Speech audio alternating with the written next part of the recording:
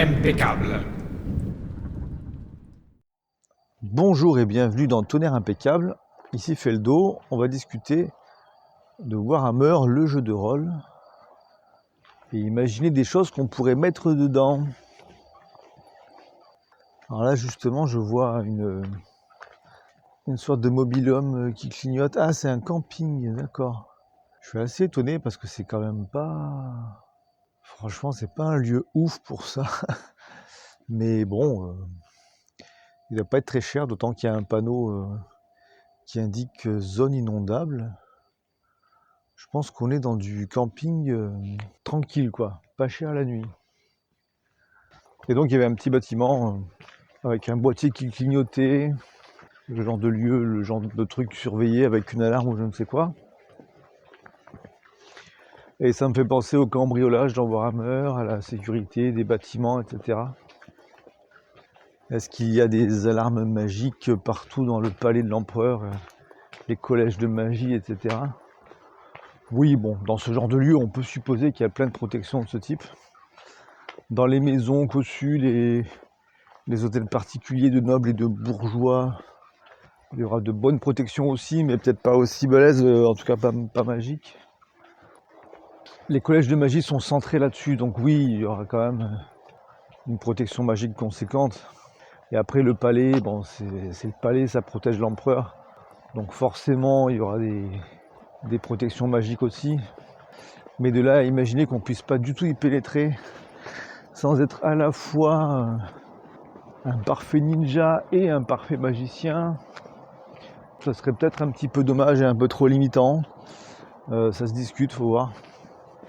Clairement, il faut que ça reste très difficile, dangereux, long, parce que c'est des grands bâtiments à chaque fois.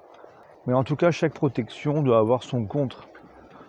Comme disait, si je ne m'abuse, Vauban, expert en siège, et qui faisait des forteresses qui ont tenu jusqu'à nos jours, et qui étaient très efficaces pour leur époque. Le but d'une forteresse, ce n'est pas de garder les attaquants indéfiniment en dehors, c'est juste de ralentir leur avancée, le temps qu'ils s'épuisent ou qu'ils soient chassés par des renforts.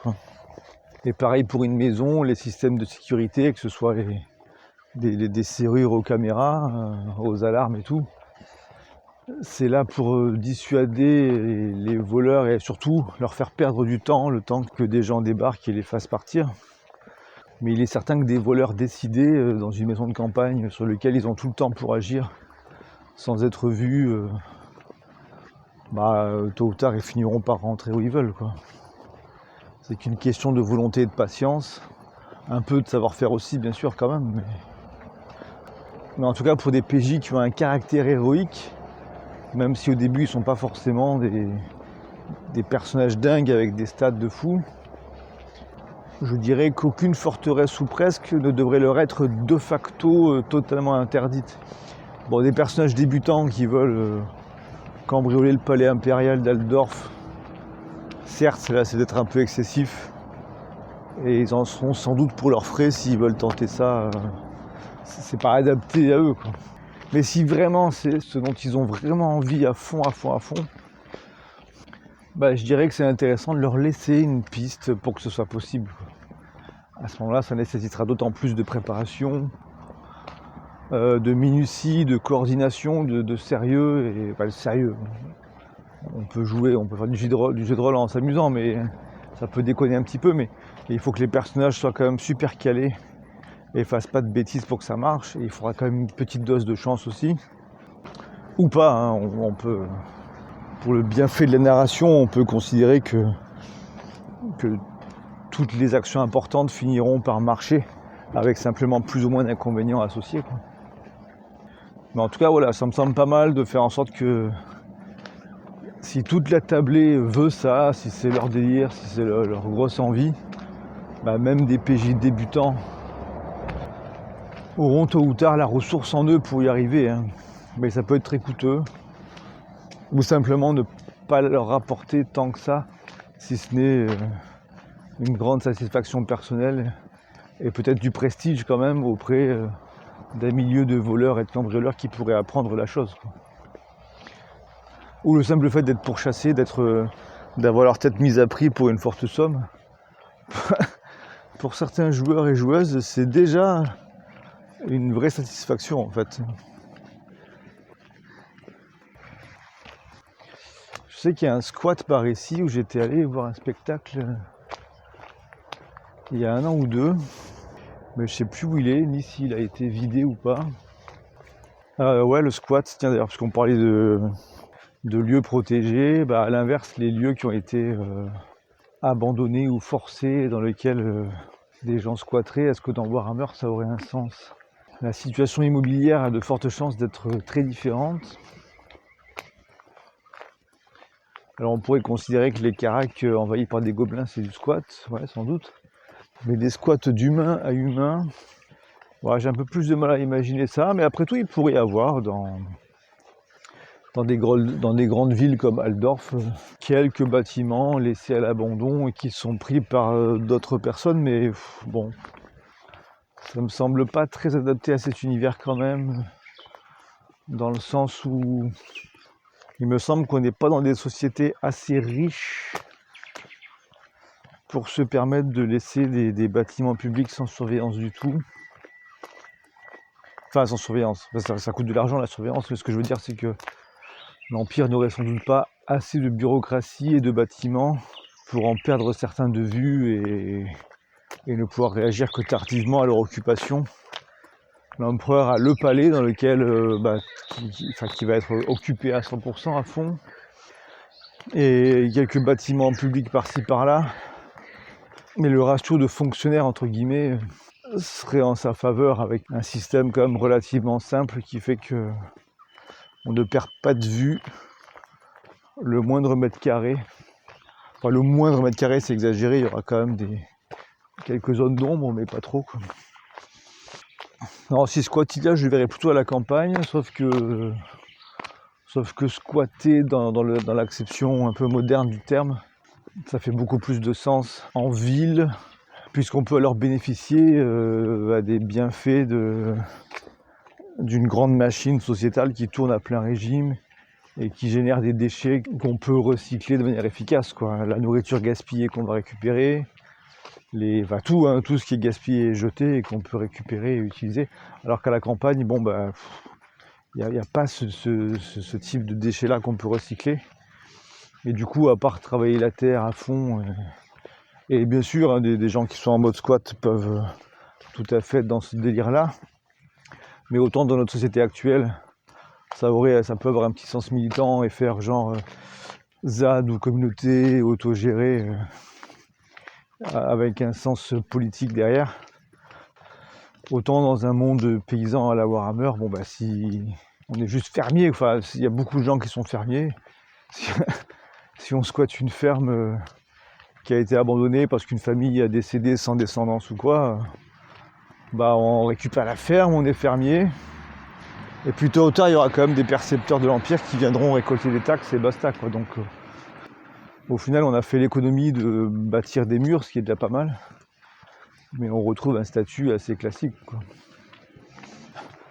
Donc l'équivalent du squat moderne, je suis pas sûr qu'on puisse trop le trouver, à moins peut-être de repenser à ce que j'avais évoqué dans le numéro sur les égouts, occuper ce genre de réseau. Là on tombe vraiment dans un mode de vie alternatif. Ou alors imaginer un quartier qui fait très court des miracles. Je sais plus quelle collection c'est, mais j'ai un bouquin génial là-dessus, qui ressemble à la petite collection des Mille et une nuits, qui n'existe plus je pense. C'était des livres tout petits qui étaient vendus à une époque 2 € si je ne m'abuse. Et à chaque fois c'était des bonnes sélections de textes. Et j'ai un livre du coup qui est pas de cette collection, mais c'est le même format, et qui parle de...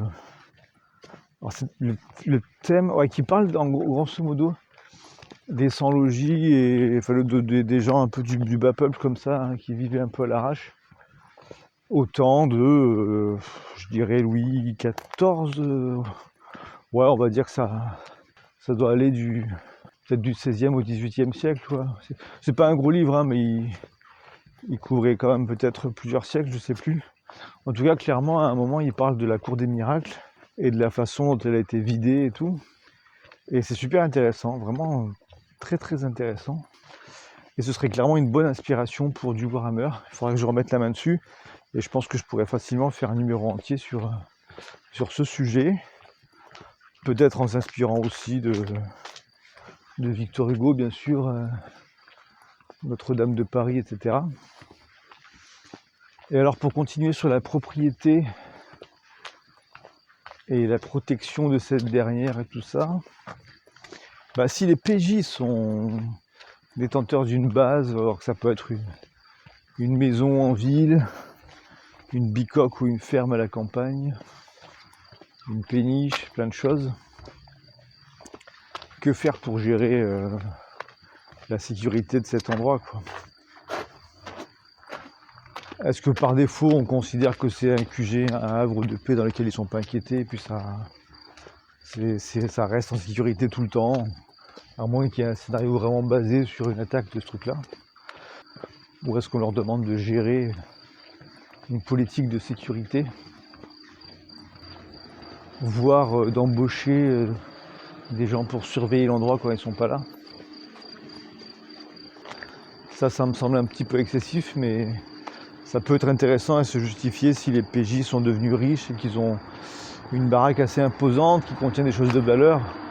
Là, c'est sûr que ça devient dangereux de laisser ça sans surveillance, surtout si des gens ont fini par savoir qu'il y avait un petit magot à cet endroit-là. Bon, bien sûr, des PJ malins qui vont vraiment beaucoup s'enrichir auront plusieurs endroits où cacher leur fortune. Ils vont peut-être pas mettre tous leurs œufs dans le même panier et avoir peut-être une maison, mais aussi une cache dans une forêt ou je sais pas quoi, ou façon l'île au trésor, ils mettront un coffre bien enterré et retrouvable avec une carte. Bon, je sais pas, c'est peut-être pas une idée si courante, mais ça pourrait se faire. Bon, il est pas rare qu'à Warhammer on la joue un peu dur et que les PJ s'enrichissent pas trop finalement. Mais bon, ça peut arriver. Et puis parfois les joueurs en plus ont des bonnes idées de commerce et peuvent tout à fait mettre en place quelque chose qui va leur procurer un revenu régulier. Mais auquel cas, du coup, s'il y a un vrai revenu, c'est plus facile d'embaucher des gens pour assurer une certaine sécurité de l'affaire quand même. La tablée pourrait aussi avoir l'idée de trouver des logements vraiment cachés dans la nature, soit en allant vers quelques clichés qu'on retrouve dans d'autres fictions, du type la caverne sous une cascade ou ce genre de choses. La cabane, enfin, la maison cachée dans un arbre bien discrètement, ou soit dans des branches un peu élevées, soit dans un gros tronc creux qui contient une échelle vers un souterrain ou je sais pas quoi. Soit d'autres idées vraiment complètement originales, je sais pas si c'est trouvable, mais en tout cas des choses qu'on verrait moins souvent. Est-ce que ce serait quelque chose qui serait laissé à leur appréciation et qu'on ne leur accorde que si eux-mêmes le recherchent et le trouvent? Ou est-ce que c'est quelque chose qui pourrait leur être fourni à la suite d'un scénar, genre ils délogent des bandits qui se cachent là et du coup ils peuvent choisir de s'y installer? Suivant le type d'équipe qu'il y a, ça peut tout à fait se justifier, être utile et procurer un certain plaisir, puisque c'est rigolo après de customiser la base et d'y vivre de plus en plus d'aventures, même si ça se passe pas forcément, il se passe pas grand chose dans la base elle-même, à part des discussions entre PJ, quoi. Mais si c'est le point de départ et de retour d'un paquet de scénars, c'est un lieu qui finira par avoir une accroche émotionnelle intéressante quand même. Surtout si on y dépose petit à petit des trophées accumulés au cours du temps. Ou si on y enferme des prisonniers qui ont de bonnes raisons d'y rester ou pas. Ou si on s'y attache les services de domestiques qui seront pas forcément des salariés comme on l'a vu plus tôt, mais peut-être des entités autres, fantômes, esprits de la forêt, golems, ou ce genre de joyeuseté. Ou un animal de compagnie tout simplement.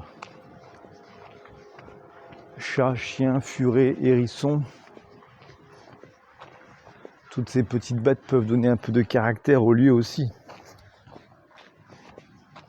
Et ça peut être l'occasion d'organiser une pendaison de crémaillère. Alors si le lieu est secret, ce sera que entre PJ et les PNJ de confiance. Et si c'est un lieu moins secret, les PJ peuvent inviter plus de monde et ça peut être une soirée mémorable, voire un scénario à part entière dans lequel une intrigue va se développer en mode un peu drama. Faut pas que ce soit un crime en plein chez eux, ce serait un peu la galère, mais un scénario qui va impacter durablement les relations qu'ils ont avec certains personnages, ça peut être intéressant. À voir. Et je terminerai sur les mini-propriétés que sont les coffres. Bon, là encore, on peut imaginer des coffres piégés ou pas, précieux ou pas, ce genre de choses. Bon. Mais ce que j'ai vu, c'est que il me semble avoir vu en tout cas, que dans le supplément de la V2 de Caracas-Gal, donc les mines naines, il me semble avoir vu, alors je sais plus si c'est là, je sais plus, mais j'ai vu dans du Warhammer récemment, l'idée d'un trésor factice avec un mimique. Ça vient pas mal de D&D quoi. Ces bestioles affreuses qui peuvent prendre la forme de mobilier et qui aiment bien prendre la forme de coffres pour dévorer les aventuriers qui cherchent la gloire et la fortune. Et ça m'avait assez étonné parce que je pensais pas trouver ça dans du Warhammer, mais en fait je sais plus où c'était. C'est peut-être pas Caracas-Gal. Et peut-être même que c'est du contenu créé par un fan en fait. Mais à vérifier, il est bien possible qu'il y ait un contenu officiel de je ne sais quelle version qui proposait du mimique. Ça pourrait très bien être de la V1 en fait, puisque la V1 c'était vraiment un patchwork qui réunissait plein d'influences diverses quoi, avant que ça se recentre un peu. Mais j'aimais bien, hein, c'était cool, mais ça partait un peu dans tous les sens. C'est pas très important, mais à voir. Bon, en tout cas, je vais m'arrêter là-dessus pour ce sujet pour l'instant. Et je vous dis à une prochaine fois. Tchuss!